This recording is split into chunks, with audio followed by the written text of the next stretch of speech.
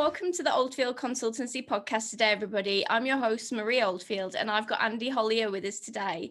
Andy is a teacher in the Creative Technology Department at the University of Portsmouth, and he runs a third-year option in artificial intelligence and talks about philosophy, which is something quite close to my heart.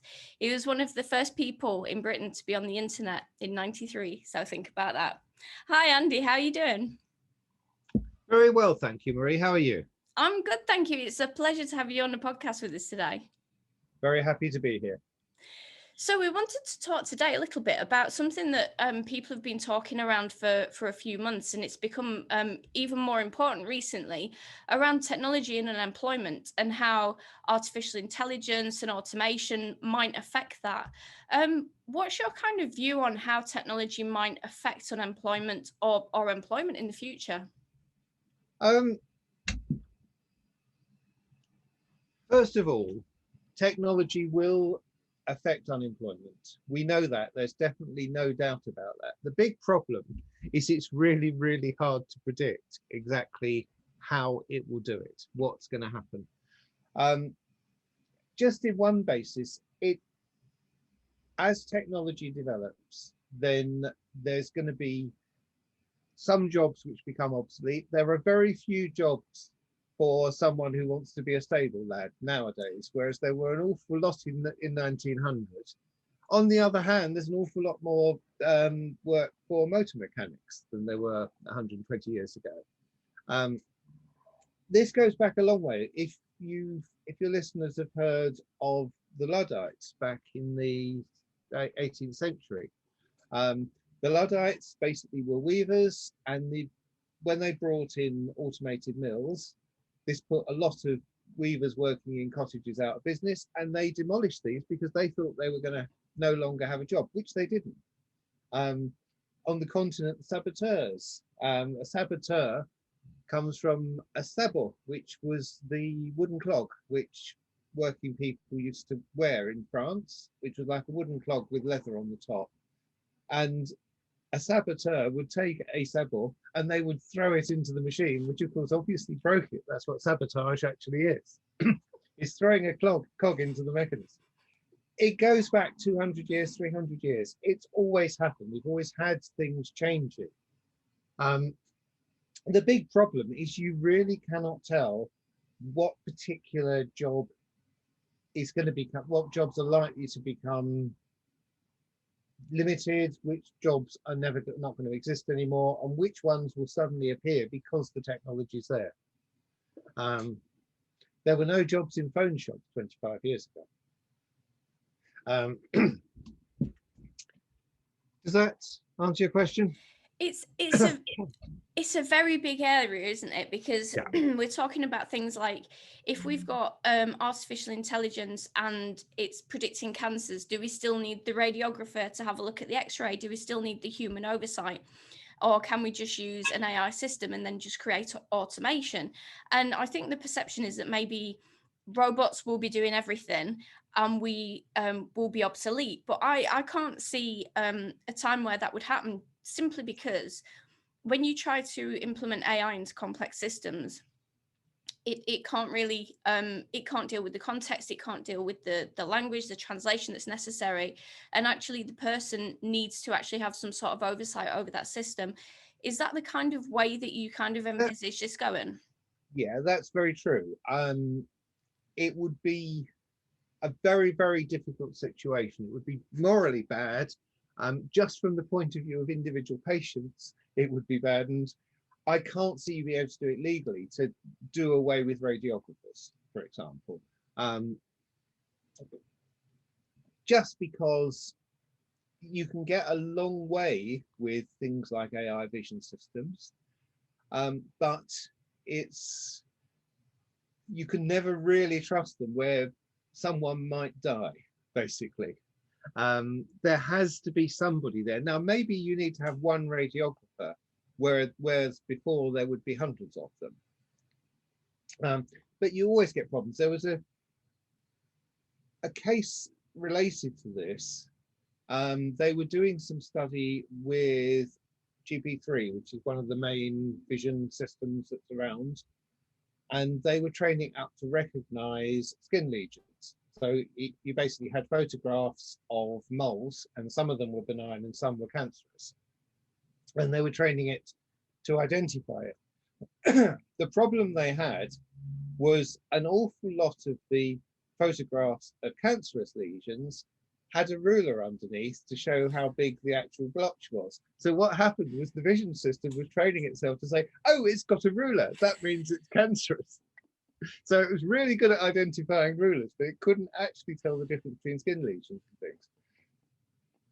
What you do get from this is, for a lot of those types of really boring discrimination problems, then often you can get to a stage where the system is actually better than a human being.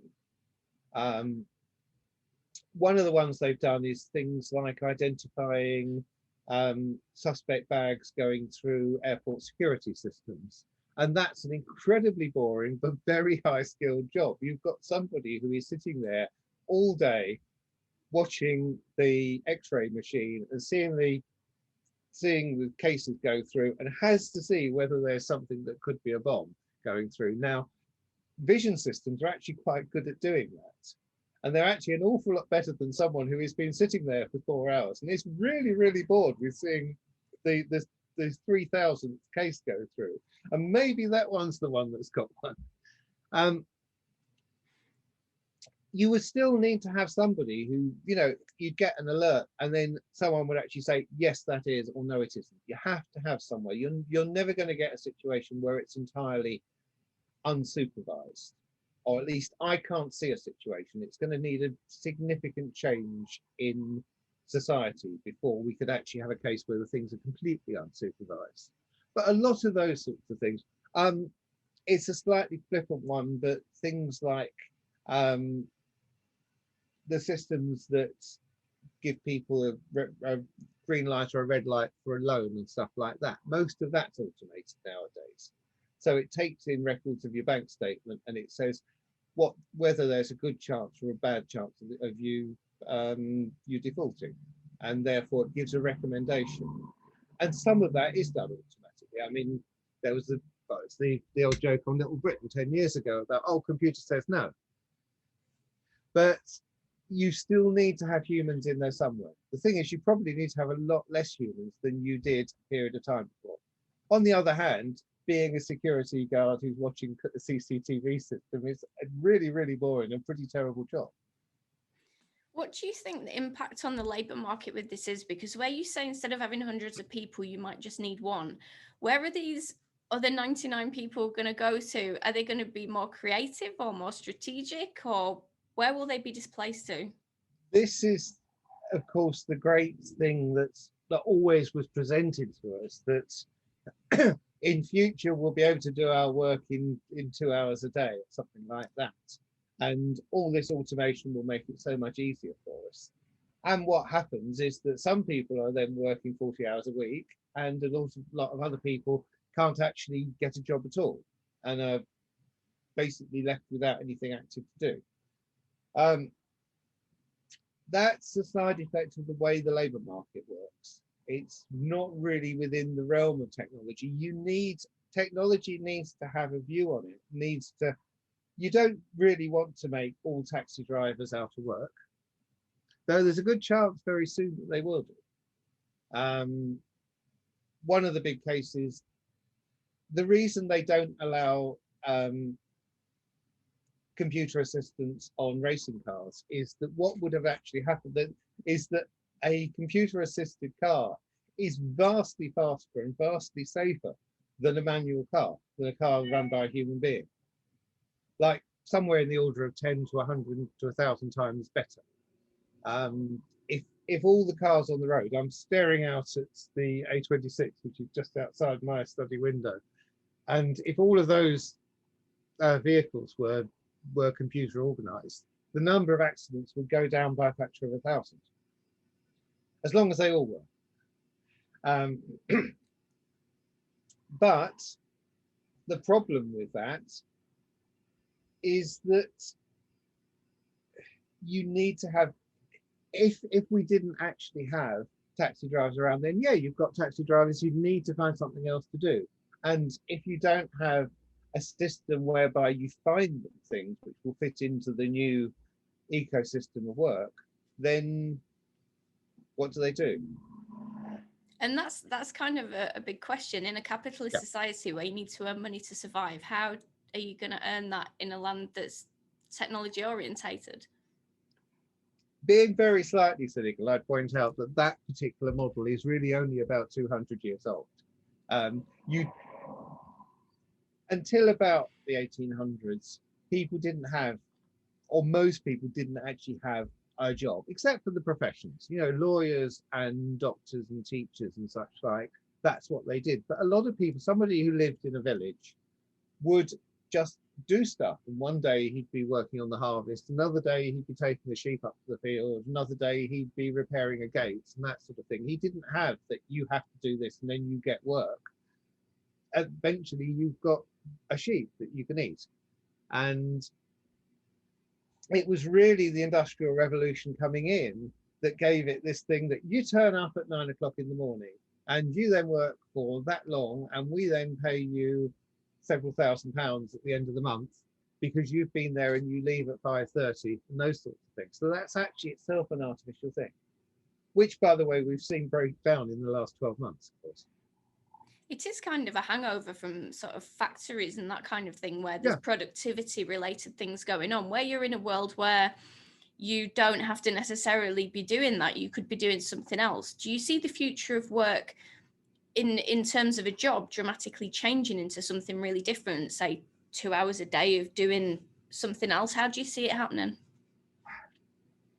Yeah, I could see, you know, the gig economy. I could see that coming along. The trouble you've got is that that only really applies to a fairly small, relatively affluent and fairly highly trained proportion of the population. I've got 2 or 3 different things. I mean, nominally, yes, I am a teaching fellow at the University of Portsmouth, and that is my job, and that's the thing that I put down on a form or things like that.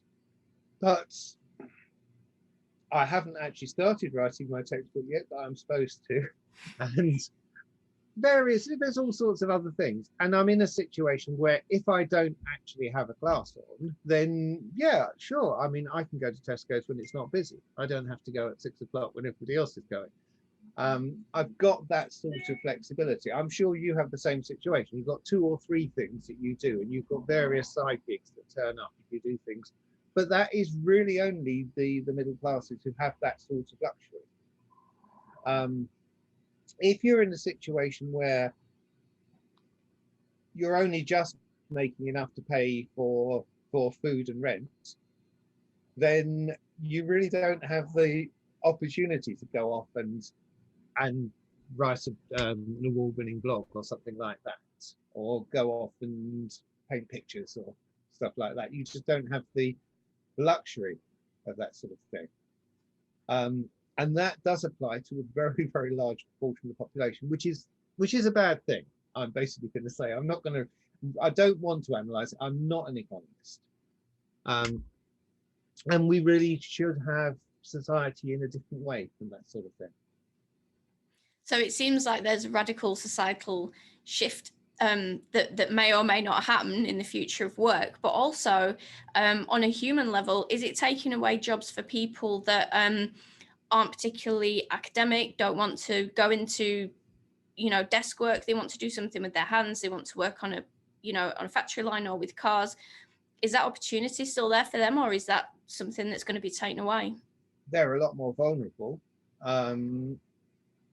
Let's face it, basically all manufacturing has now gone to China. Small scale mass production manufacturing is virtually impossible in Western Europe now, which again is a sad thing. Now there is the option that if you do craft and you've got the facilities, then there's certainly a perfectly good living to be made. If someone had a forge and could set themselves up and do ironwork as a blacksmith, there is an awful lot of things that you can make which would then sell for quite a lot of money. I've just paid out £1,000 for someone to rebuild all the windows in the house. You know, that's the sort of thing, you know, he did really, really nicely at. And those sorts of occupations are still there. And in fact, stuff like the building trade, for example, they can make a very good living. Because basically it's not something you can't order a new house from Amazon. You know, you actually have got to be someone who is physically here and who's going up a ladder and actually goes and does it. Those sorts of things are safe. Where we have the problem is that a lot of other things have been de-skilled. Somebody say working on the tills in Tesco's, their job is at risk from the serve yourself tills, which above everything else actually is because I mean, personally, I actually prefer the serve yourself tills because sometimes there's something like a hangover cure or something like that I don't really want to have somebody look and see go through. You understand where I'm going with this, you know, and there is actually a sort of personal security in the fact that I know what it is I just put through, but the person sitting on the other side doesn't get a chance to judge me. Now, somebody who is working on the checkout at Tesco's, that's not it's actually a very difficult thing to do, but it's not high skilled, especially now with barcodes and such like, because all you basically do is just scan the thing straight through and that's it. You don't even have to type the numbers in. And there's where you've got the risks. Now, from a strict capitalist analysis, then you'd have a situation where their jobs don't really matter because they're basically replaceable by anybody else. And if we don't pay for those, then great, that's a cost that the business doesn't have. In general terms, in terms of society, those people are then not spending the money in Tesco. So Tesco's don't then make the money because the people aren't spending the money because they don't have it to spend. A lot of these changes, it's sort of one of the big problems. Politics is really about changing, is about you've got a situation before and you've got a situation after. But trying to get from the one to the other is like trying to replace a tire on your car without pulling out of the fast lane of the M25. So you're like leaning out the window, trying to take the wheel off. And that bit in between, that's a really, really bad situation to be in. And you have to try and get from the one to the other without actually breaking anything. And that's the difficulty. Do you think that there's any kind of risk to us as humans with all this technology? Because if you're spending your entire day where you used to speak to somebody on the bus and then speak to somebody at a till and speak to somebody at the bank, and now you're actually just doing all this interaction with a machine and not getting interaction with people. There's been a few studies recently come out about a concept of dehumanization. Do you think this is a real danger and a risk? It's certainly something that people have talked about for a long while. There's quite an interesting little novella that came out in, I'm going to leave when it came out because it's more effective than I'll tell you later. There's a story called The Machine Stopped about someone who basically lived in a room and everything was automated and such like, and then basically all these systems break down, the machine stops, and they come out and see that there's a real world outside. And this was written by E.M. Forster, who wrote A Passage to India, and really is the last person you'd expect to write this sort of thing. And he wrote it in 1904. So a lot of these concepts, are we actually being isolated off and that sort of thing, have been there for a long while, for well over 100 years. Where, yeah, it's very, very possible to be in a situation where all you're doing is working with a database and you're typing something in and it's dehumanized and it's boring and it's not a productive way to spend your time. And basically the only realistic reason you'd have to do it is because you're being paid for it. Fortunately, a lot of the time, you're actually interacting with people. You're just happening to use computers as a medium, the same way as we're using. I mean, I've got my MacBook sitting here in front of me, and I'm talking to my MacBook. And in fact, I've got a dog just there staring at me. He really can't understand why I'm spending my time talking to this computer and not to him. And yeah, I mean, I find I sometimes have a week when I don't physically interact with people, but then at other points I have meetings, and I have meetings with my colleagues, and some of them are all over the place. You know, all over the south of England. At least one colleague actually goes off to spent about 3 months in France, and he was coming in from his shoot in France and couldn't physically get back because of the COVID regulations. So you do still interact. It cuts it down, but that's not really very different from the situation that a lot of, say, someone who was an author or something like that would have had before we had computers, when you were working with telephones and with typewriters and those sorts of things. Most of that consists of sitting in a room by yourself. It's different. It's not the same as going out and seeing people around. And some people really miss that. And there's a lot of those sort of peripheral elements of the working environment. But again, those are artificial things. Equally well, during times when I've worked in the centre of London, I didn't actually enjoy spending 2 hours sitting on a train and being packed in on a train. And then you go up, and then you have to battle across on the tube, and then you get out, and then you don't actually see any of London. You see like 300 yards of High Holborn and 2 tube trains, and then you do it all over again, and then you get home and it's like 8:30 at night, and you know you've got to be up at set for the 6:53 the next morning, and you've got to do the whole thing all over again. And actually that bit I'm really happy to not have, frankly. It changes a lot of these things. All the changes through technology and through development, they're all going to be different. Now, for individual people, the effect may not be very good. If you are someone who is working the tills in Tesco's, and then they bring in loads of self-service tills, or even get to, have you seen in Ealing, Amazon have got a supermarket? No. Next to Ealing Broadway, and you have to have Bluetooth on your phone, and it connects into your Amazon account, and it's got cameras on the ceiling, and it watches what you take, and you don't do anything. There's no gate to go through. It records everything and then bills your Amazon account. Wow. I mean, it's got staff who are stacking the shelves, and I'm willing to bet it has some security men who will go and stop you if you try and walk out. And it's not high value products. You know, it actually is the sort of things you get in a small supermarket. It's tins of beans and loaves of bread and that sort of thing. But yeah, the whole thing is automated. There are no checkouts. You literally walk straight out. And it, apparently, from the news reports I've seen, it feels extremely weird. It feels like shoplifting. And that's all done with AI. It's all done with the fact that it knows what products are where, and it can see you get them and put them into your bag. And you just put it in your bag. You don't have to have their bag. You don't have a trolley. And wow. It's identified from your phone what your Amazon account is, so it can bill you. And I think I might have to try it. I've actually been tempted to, but I don't have any calls to go to Ealing. Me neither, but it might be worth a trip.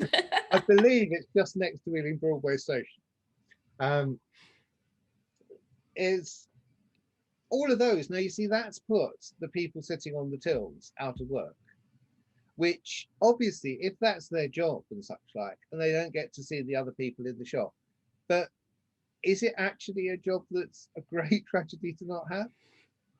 Assuming they had another job, assuming they weren't just being put on to benefits. You know, I mean, going around stacking shelves in a supermarket and ringing stuff through isn't actually a terribly good use of people's time anyway.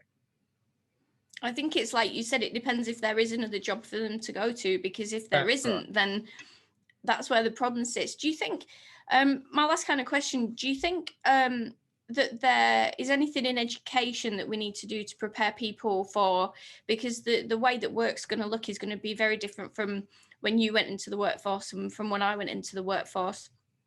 Do you think there's something that we need to do through education to prepare people for this? It's a very difficult question. And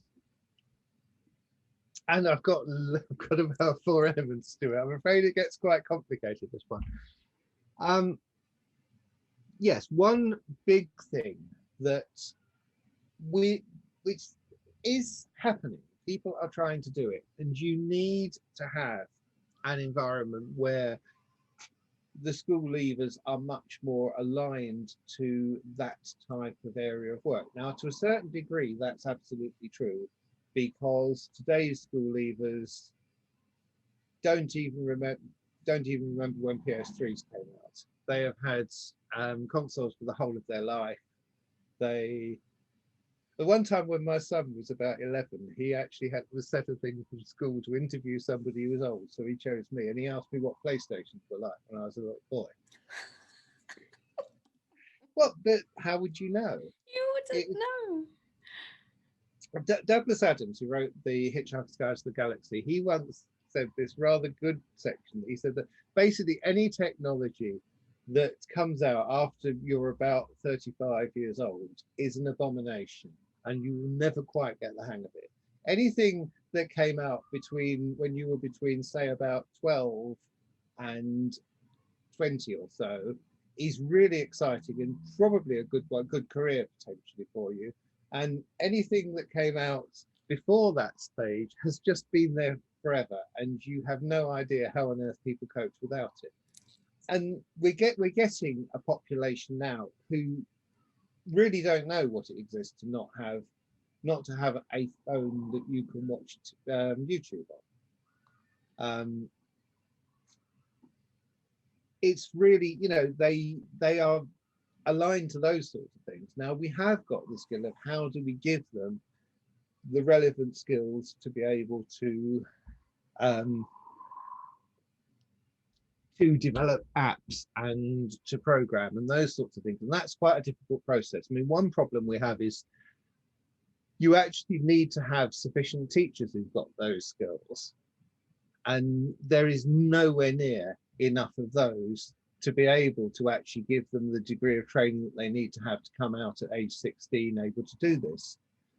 The other big problem, as you know, doing a PhD in computing, is actually programming computers is really, really quite hard. And it's one of those things, it's actually one of the few university subjects where people may not actually be able to do it. If you go and do a degree in French, you will leave able to speak French, and you probably have read some French books. If you go with a degree in chemistry, you'll know how to do reactions and those sorts of things. But it's possible, and I do know it, I've had students in the past who have gone through and graduated with a degree in computer science, and they still can't program. They've never learned to, because it's actually physically quite a hard thing to do. Some of us can do it. I did some research on this at one stage. I sort of refer to there's always a substrate of students who will never get it. And I always refer to them as squibs, which comes from the Harry Potter books. In Harry Potter, a squib is somebody from a wizarding family who can't do magic. And you have exactly this. I mean, and some people estimate it's as much as like 25 or 30% of the class in computer science just can't actually get the basic idea of how to program. And what you can do with those. Now, there are things you can do. I slightly facetiously mentioned phone shops, but to work in a phone shop or something, you don't need to be able to program in Java. To actually do quite a lot of things, to install a computer system across an organization, assuming we do have networks of computer systems in future, because there's no actual guarantee that that's going to happen. Very, very soon, we're going to have a situation where tablets and such like are going to become much more common. In those cases, you don't need to be able to program. You need to know a fair bit of technical issues, but a lot more of it is being able to do the organization and the logistical work and those sorts of things. And the same way, I don't know how to put cables into a building. I mean, I know what to tell someone to put in. All of those things. I mean, a lot of those things are changing. I mean, actually, I don't think people are going to be networking up offices in a few years' time. I'm not certain there are going to be fixed offices, actually. You know, a lot of the. One last sort of spot comment on there. Do you know what the average computer in the world is now? It's not a PC, it's not a laptop, it's not a Mac. It's an Android smartphone. Really? Because well, the thing you have to think about is think across the whole world. So where you think, and the big places, the developed West, most people who have got a computer have probably got one or have got access to one now. A very large proportion, 50, 60, 70% have got access to those sorts of things. Where it's really developing is the developing world. So it's things like East Asia, Southeast Asia, Sub-Saharan Africa, and those sorts of things. Now, none of those people need a laptop. A subsistence farmer in India has no possible use of an Excel spreadsheet. He really doesn't want it. He does not need Microsoft Word. He's never going to write a report using Microsoft Word. And you have to be near mains power for it. So you're going to get 8 hours. And then what you're going to do, go to Delhi to charge it up and come back again. Whereas an Android smartphone, especially those cheap Android smartphones that you see that are about 60, 70 pounds that are Chinese that are on Amazon, that's absolutely perfect because he can watch YouTube videos telling him how to inoculate his cattle. He can talk to his son in Bangalore and ask him to send some money or to go and do something or sort something out for him. He can watch Friends. He can, everything he really needs to do, it can be done on a smartphone, and it's something he can carry in his pocket. That makes a lot of sense, yeah. There are vastly more of these, especially, you know, those really, really terrible in our terms, cheapo Android phones, which we'd never consider touching. Because that is the computing power. That's the power that you need. And you can probably charge it with a solar panel, which in hot areas is really easy. They're even building some places, they build like a village hub, which has got a satellite downlink to the internet, and it's got loads of solar panels, and it basically is a Wi-Fi hotspot within about 20 meters of this hut in the middle, and everyone meets up and you can charge your phone up and you can do everything you really need to have. And you don't need a laptop. That's Western thinking. And I can't even get Wi-Fi in my study. That's ridiculous. Well, of course, the fact of not having any stone construction and no brick walls and things probably helps matters there. But all you need to have, you know, and of course you'll get to meet everybody else at that point in the village as well. So it adds to that. And if you want to teach the children just meet up in one of the long rooms and such like, and they can use their smartphones. And it's actually changed things. I mean, one of the big things, one of the problems in getting education out to the developing world is the fact that textbooks are really heavy. They're really, really vulnerable because they catch fire and they get wet and that sort of thing. And they're really expensive because you need hard currency. Now, getting that supplied as YouTube videos or getting that supplied as PDFs or such like suddenly means every child can have the textbook. You don't have to suddenly reproduce them. Now, that's putting publishers out of work. They're certainly changing the game. And of course, that's a big issue. But it is an opportunity as well. That's the thing.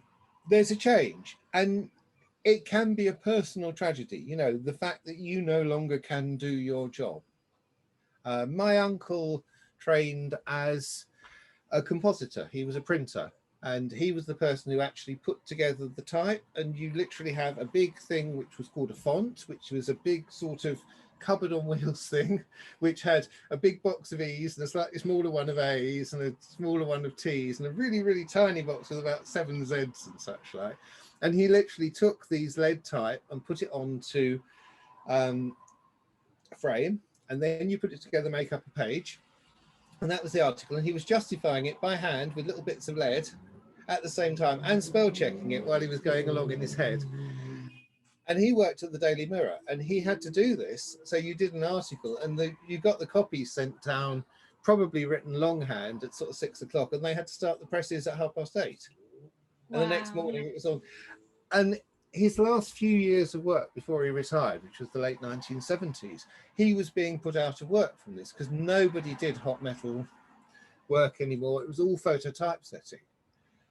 So he no longer had a job from it. And this was an incredibly highly skilled working class job. But by comparison, we can write documents up. We could send it off to print on demand, and you can get 2,000 copies of something bound up now. Yeah. Which is probably a better thing, except for the person who was the hot metal compositor, who spent all his life doing this by hand.